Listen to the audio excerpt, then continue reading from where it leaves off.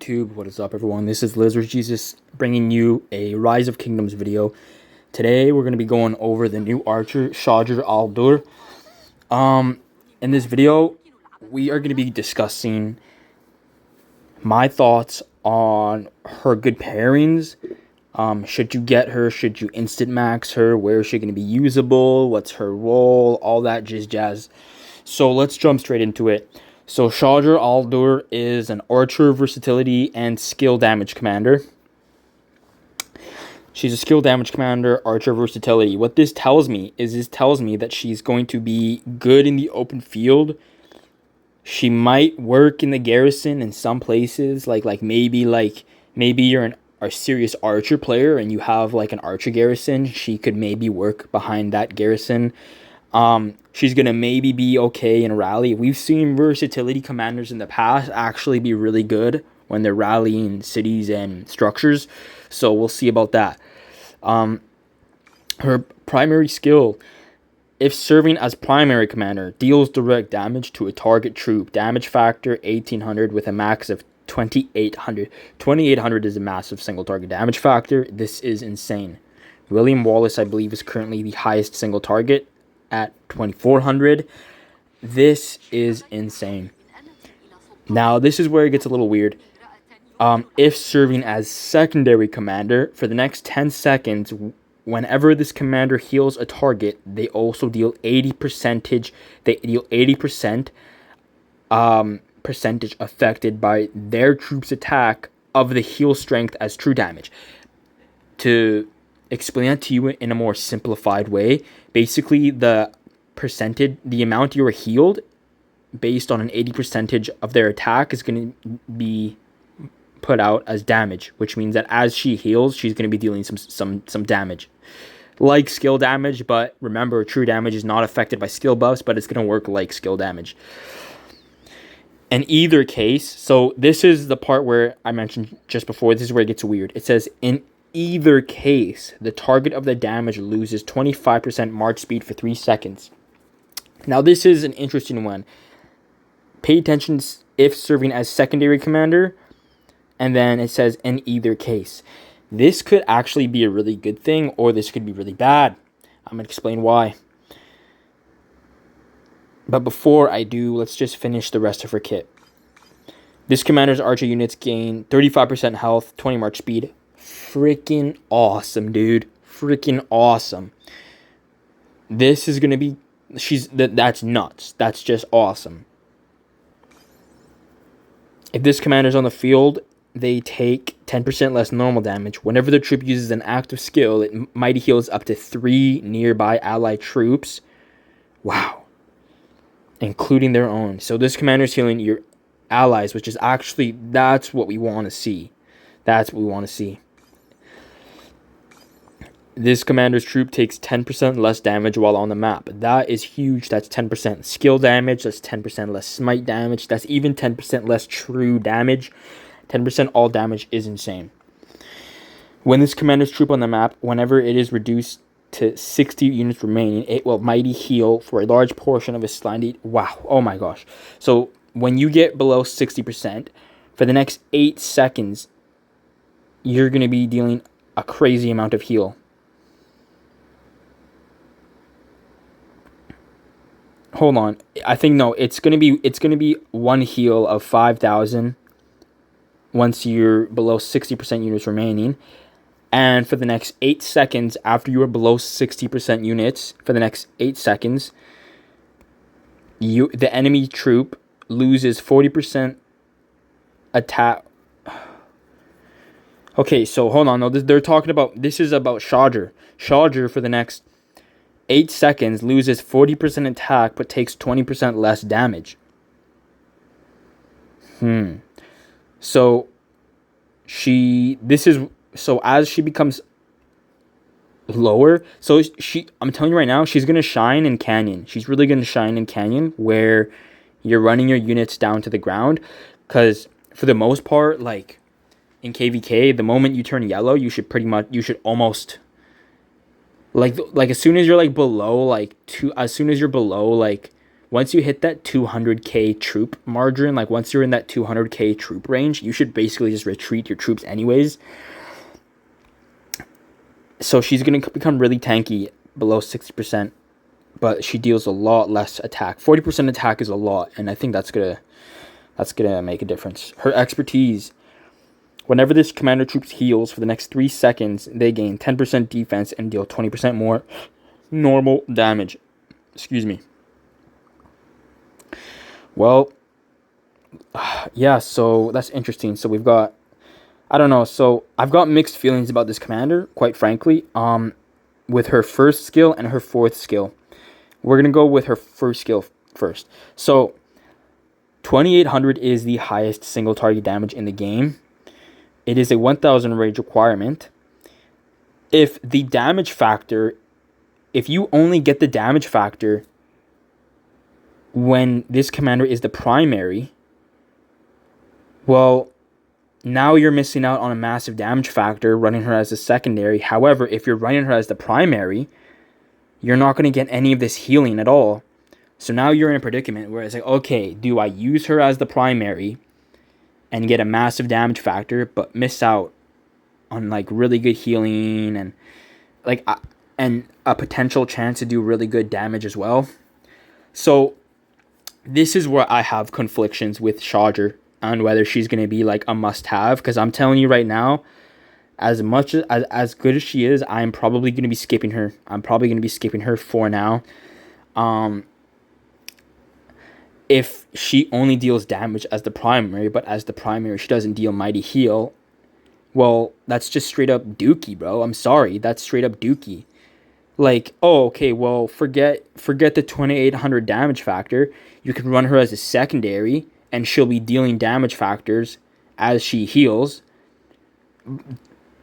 But dude, you're not dealing a 2800 massive single target, which is going to nuke enemies. I'm sorry, but 2800, and it says direct damage. It doesn't say true damage. This is direct damage, which means that that's probably buffed by skill damage. Dude, her as the primary, she's going to nuke people. That's why she probably has the skill tree, because her primary, her 2800 damage factor is skill damage. So now it's like, okay, well, now she only gets the heal as the secondary. So now you're going to be taking her out. Now you're not getting a massive damage factor, and she has to be used as a secondary. If she's better as the secondary, what sucks about that is take a look at how Honda has aged. Honda has pretty much, like, you can use Honda as a primary, but, like, you have to micromanage your march super well. You have to have really good equipment. You really got to know what you're doing. And he only works as the primary with, like, very, like, specific commanders. And by specific commanders, I mean, like, out of like 3, maybe 4 commanders in the entire game, Honda's only good as a primary. Now we take a look at Shadr. If she's only good as the primary, well, now she's in a position where, fuck, dude, like, she has to be used as the primary. If she's better as the secondary, why would you use her as a primary if she's better as a secondary? So now you got her in a position where her place is as a secondary, and that's not good, because you don't want like a commander like. Another example is Guan Yu. One of the big downsides about Guan Yu is that he has to be used as the primary. Throw him behind any infantry commander, and it's just not good. So we're gonna have to see how when she comes out, we're gonna have to see how this is, because this could be really good for us. This could be really bad. We could get baited again, and I don't know. We'll have to see. Now let's go over to her fourth skill. Losing Okay, I live by like a certain rule in Rise of Kingdoms, and I avoid commanders that debuff themselves. Losing 40% attack is kind of terrible, especially when you're losing 40% attack when you fall below 60% units remaining. When your army is at its full capacity, you are dealing the most amount of damage. As you get lower and lower, you are dealing less damage, because the damage you output is also amplified by the amount of troops you have in your army. So if you fall below 60%, and then once you hit 60%, now you're losing 40% attack, you're dealing even less damage at a lesser margin on top of already being at 60%. This is not good. I'm telling you straight up, this is not good. I I have a feeling this commander is going to age decently. I'm going to be honest.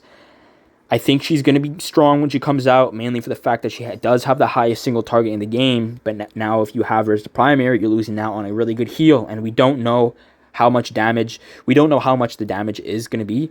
I have a feeling that it's not going to be amazing, because if true damage coming from her heal was amazing, then like they either would have just given her a less of a damage factor, or or I don't know, like I have real mixed feelings about this Shadra chick. Dealing less damage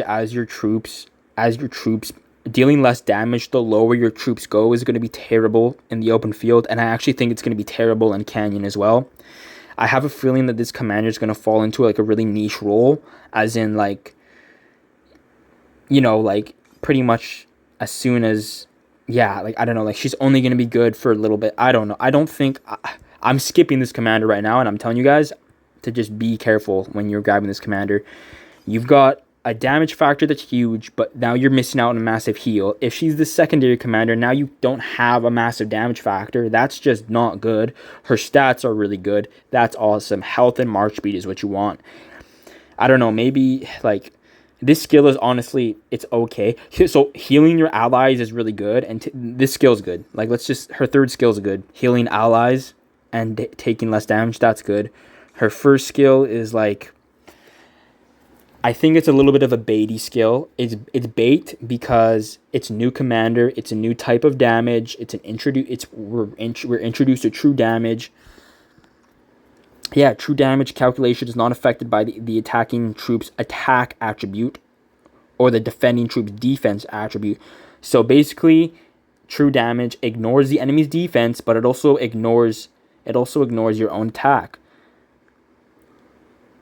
So if she is the secondary, her true damage factor won't be affected by this, which is nice. But now this goes back into what I said before. Well, now she's only going to be good as a secondary. Like, I mean, what the heck? Like, so yeah, I think she's going to age decently. And by decently, I mean, like, she's going to be strong when she comes out. That's for sure. She's, like, brand new. She's got to be strong. She's going to be good for a little while. But I think 1 year from now, 2 years from now, I think 2 years from now, she's going to be kind of known as just like a decent commander. I'm looking at this right now, and I'm telling you, it's not going to be like,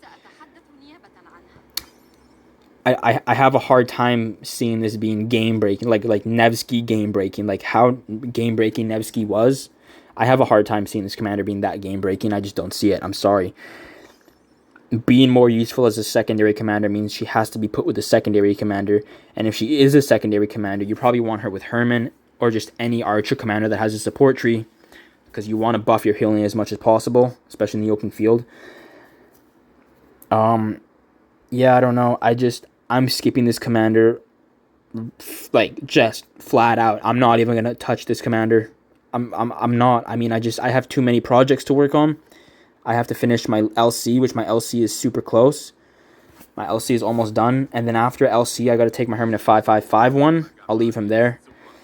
And then I have to consider if I'm going to max ZL or just move on to the new infantry commander that's coming out. But yeah, so that's my take on this commander, is I'm skipping her. I'm basically already decided that I'm skipping her, even if she is really good, and if she turns out to be a must-have, I will grab her. But even if she's that good, I got to finish what I got going on now, and I'm going to start saving for the future cycles, because I'm just looking at this commander, and she seems like she's sly, bro. Like, I think she's overhyped. I think she's a bit overhyped. Yeah. I don't know. Anyways, let me know what you guys think down below, and Lizard Jesus out.